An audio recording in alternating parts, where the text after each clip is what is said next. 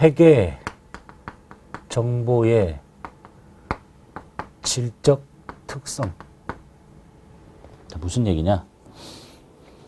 자, 회계 정보의 질적 특성이란 회계 정보가 정보 이용자의 의사결정에 유용한 정보를 주기 위해서 갖추어야 할 주요 속성을 말합니다. 그러니까 우리가 보고하는 회계 정보가 정보 이용자에게 유용한 정보를, 의사결정에 유용한 정보를 주려면 다음과 같은 성질을 좀 갖고 있어야 되지 않냐, 이런 얘기예요. 그래서 전제 조건을 보시면요. 전제 조건은 회계 정보 이용자의 의사결정에 유용한 정보를 줘야 됩니다. 대전제야. 쓸데없는 정보를 주는 게 아니라. 자, 그리고 회계 정보가 갖춰야 할 주요 질적 특성에는 목적 적합성과 신뢰성이 있다는데요. 주요 질적 특성이 있어. 중요하다는 얘기죠. 하나가 목적 적합해야 되고요. 목적 적합성이 있어야 되고, 하나가 신뢰성이 있어야 돼. 목적 적합해야 되고 신뢰성 있는 정보를 주는 게 회계 정보의 주된 질적 특성입니다. 그리고 회계 정보의 비교 가능성은 이 목적 적합성이나 신뢰성만큼 중요한 질적 특성은 아니지만, 이런 목적 적합하고 신뢰성 있는 정보가 자기와 남을 비교할 수 있게 가능하게 해준 거나, 또는 자기의 단기와 차기를 비교가 가능하게 해주면 더 유용한 회계 정보가 되지 않느냐. 그래서 비교 가능성이라는 것도 있다. 이게 이제 기타 질적 특성이네.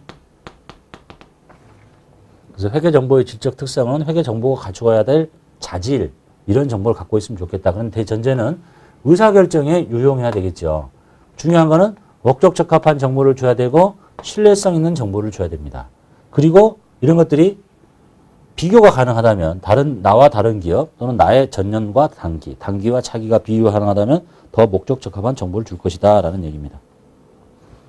자, 그래서 이제 제일 중요한 요 두 개 문제 배우면 되는데요. 목적 적합성이 뭐고 신뢰성이 뭐냐.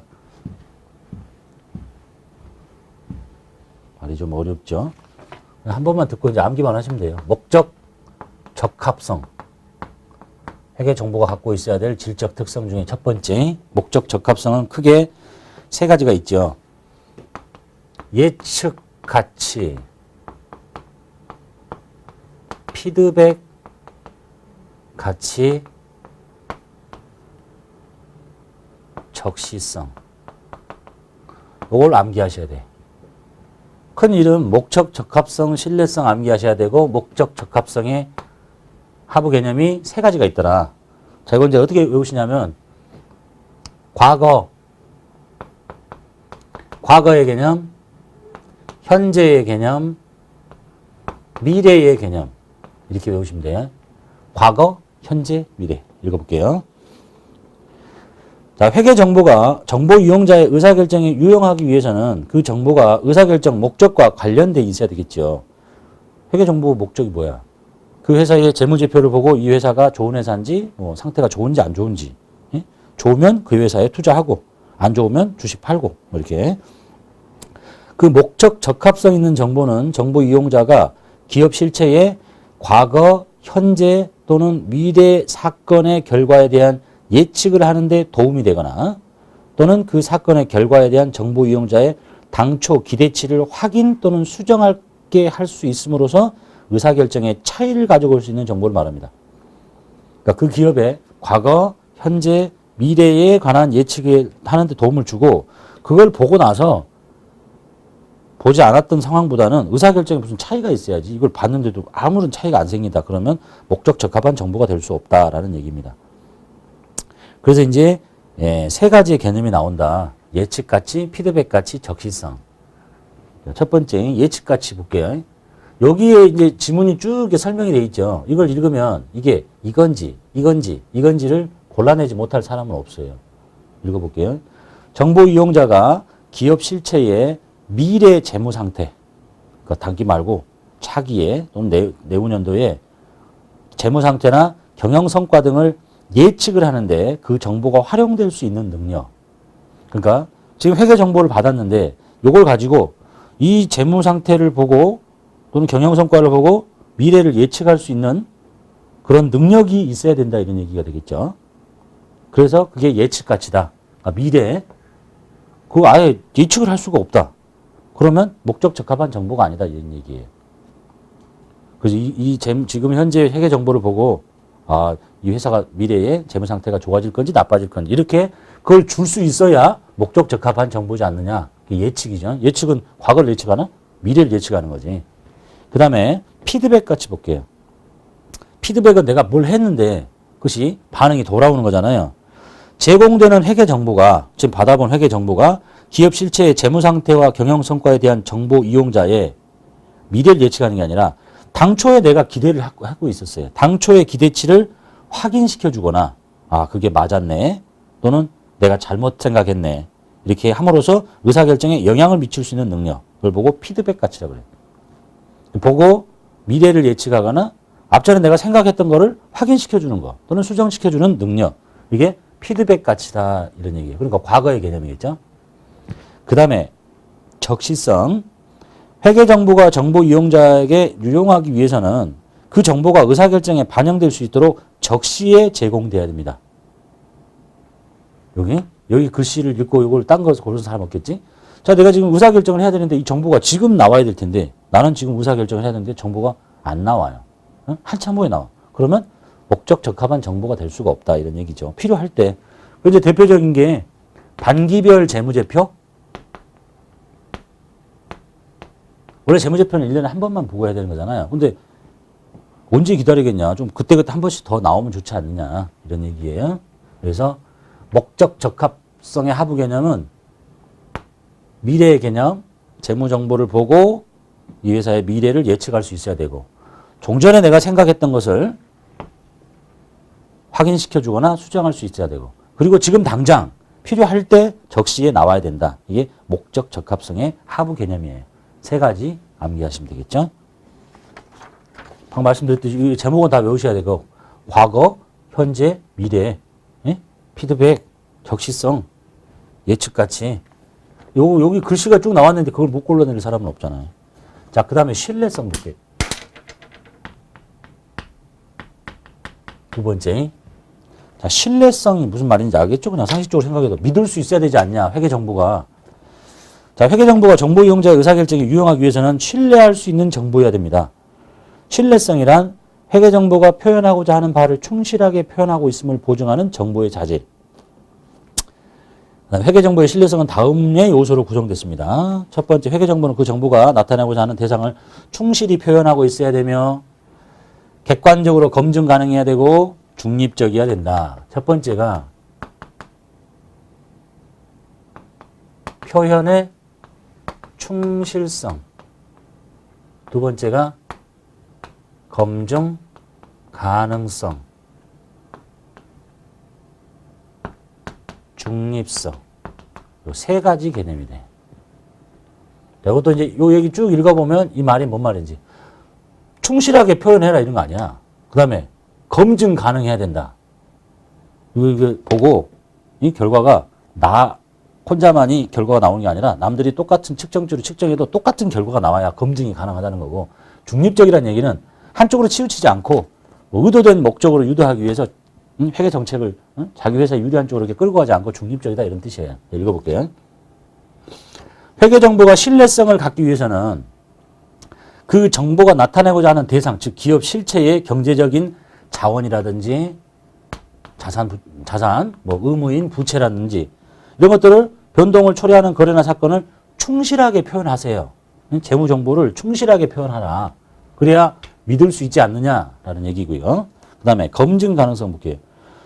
자, 신뢰성을 갖기 위해서는 객관적으로 검증이 가능해야 됩니다. 동일한 경제적 사건이나 거래에 대해서 동일한 측정치를 적용했을 때 다수의 독립된 측정자가 유사한 결론에 도달해야 돼. 동일한 사건에 대해서 동일한 측정치를 가지고 내가 할 때와 남이 할 때하고 서로 결과가 달라버리면 그건 검증이 불가능한 거죠. 그래서 검증 가능해야 된다. 그래야 믿을 수 있다 이런 얘기잖아요. 그 다음에 중립성 볼게요. 회계정보가 신뢰성을 갖기 위해서는 편의 없이 좀 어려운 한문인데 한쪽으로 치우침이 없이 중립적이어야 된다 이런 얘기예요. 회계 정보가 한쪽으로 치우쳐서 이렇게 보고되면 안 되고 중립적이어야 된다. 그래서 의도적인 결과를 유도할 목적으로 회계 기준을 제정하거나, 그러니까 우리 회사의 어떤 의도를 위해서 회계 기준을 제정하거나 재무제표에 특정 정보를 표시 안 해도 되는 건데 이걸 딱 이렇게 보고해주면 우리 회사가 또 뭐 좋게 보일까봐 뭐 이렇게 예를 들면 뭐 곧 무슨 투자가 뭐 성립이 된다 뭐 이런 걸 뭐 공시한다든지 뭐 그런 거 있었잖아요. 뭐 광물 캐는 회사인데 뭐 다이아몬드가 뭐 이렇게 있다든지 뭐 이런 소문을 흘려가지고 이렇게 하면 안 된다 이런 얘기죠. 그 재무 정보를 표시함으로써 정보 이용자의 의사결정이나 판단에 영향을 미치는 그런 회계 정보는 중립적이라고 할 수 없다. 예? 그러니까 자기한테 유리하다고 생각되는 것을 이렇게 막 보고를 해가지고 자기 쪽으로 이렇게 끌고 가게 하면 안 된다. 이게 중립적이어야 된다는 뜻이에요. 그래서 요 얘기 다 예, 문제로 이제 출제가 되면 방금 이것들의 뜻을 쭉 열거하고 이거 뭐에 대한 설명입니까? 하면 목고를 잘하면 거의 없어요. 근데 요거는 암기를 해야지. 신뢰성의 하부 개념이 뭐고 목적 적합성의 하부 개념이 뭔지는 외워서 찾아야 되겠죠? 그래서 이렇게 외우시라고 그랬죠? 목적 적합성은 과거의 개념, 과거가 뭐야? 피드백. 현재의 개념, 적시성. 미래의 개념, 예측. 자, 그럼 너는 어떻게 외우냐? 요 자리를 외우세요. 충, 증, 중. 요 속에 글씨 없죠? 검증 가능성, 중립성, 충실성 이렇게 외우시면 되겠네요. 됐죠? 그러면 객관식에서 이것과 이것이 섞어져 나오면 골라내는 것은 뭐 상식적으로 다 알아낼 수 있네. 그 다음에 기타의 질적 특성이 이제 비교 가능성이 있다고 그랬죠? 회계 정보가 기간별 비교가 가능하고 기업 실체 간의 비교가 가능해야 된다. 즉, 나의 올해와 나의 다음 연도가 이렇게 비교가 가능해야지. 올해의 정보하고 다음 연도의 정보가 서로 다르면 비교가 안 되잖아요. 예? 그 다음에 기업 실체 간에도 비교가 가능해야 되겠죠. 우리 회사와 다른 회사가 이렇게 가능해야 된다. 유사한 그런 사건의 재무적 영향을 측정 보고함에 있어서 기간별로 일관된 회계 처리 방법을 사용하고 기업 실체 간에도 동일한 회계 처리 방법을 사용하는 것이 바람직하다. 그러면 더 의사결정에 유용한 정보를 줄 수 있다라는 얘기네요. 요거 암기하시고요. 뭐 어렵지 않잖아. 과거, 현재, 미래. 증, 중, 충 이렇게 외우시면 되죠. 그 다음에 회계 재무제표의 기본 과정. 자, 재무제표는 정보 이용자에게 재무적 정보를 보고하는 수단입니다. 자, 이 재무제표는 그냥 작성이 되는 게 아니라 다음과 같은 가정하에서 작성되며 이런 기본 과정에는 기업 실체, 계속기업, 기간별 보고가 있다. 재무제표의 기본 과정. 이 과정을 공준이라고도 표현합니다. 어려운 말이니까. 자, 첫 번째가 기업 실체의 과정. 뭐냐? 기업 실체. 자, 기업을 소유주와는 독립적인 존재의 회계 단위로 간주합니다. 그러니까 우리 기업, 법인, 주식회사 누구, 이것과 이것을 소유하고 있는 주주 있죠. 이거는 별개로 보고 요거를 독립적인 실체로 보고 회계 처리를 하더라라는 얘기입니다. 회계 단위 관점에서 이거의 재무 정보를 측정 보고 전달한다. 그렇게 하고 있잖아요. 예를 들어서 이 회사의 주식을 100% 다 갖고 있는 주주야. 이 주주 집에 불났어요. 재해가 일어났죠? 그럼 얘가 회계 처리 그렇게 하나? 무슨 자산이 날아가고 뭐 재해 손실 이렇게 회계 처리 않잖아요. 이거 별개야. 응? 그렇게 하고 있죠. 그게 기업 실체 과정이고 두 번째가 계속 기업의 과정. 자, 한 번 생긴 이 회사는요. 언제 없어지느냐? 특별한 일이 없으면 평생 존재한다고 가정을 합니다. 평생 존재한다고 가정을 하니까 우리가 여기서 나오는 개념이 뭐가 있겠어요? 자산을 유동성 배열하는 거야. 응? 유동성이 빠른 거, 늦은 거. 그런데 이게 생기자마자 1년 안에 문 닫을 것 같아요. 그러면 다 유동성이잖아. 다 1년 안에 돈으로 팔아서 없애버릴 거니까. 그럼 청산 가치로 이렇게 보고를 해야 되겠죠. 그런데 그렇지 않고 우리가 유동성 배열하는 것은 이 과정 때문에 그래요. 특별하지 않은 한 이 기업은 기업 실체는 그 목적과 의무를 이행하기 위해서 충분한 기간 동안 장기간 존속한다고 가정을 하기 때문에 유동성 배열을 하는 것이다. 청산 가치로 보고하는 게 아니라. 그 다음에 기간별 보고의 과정.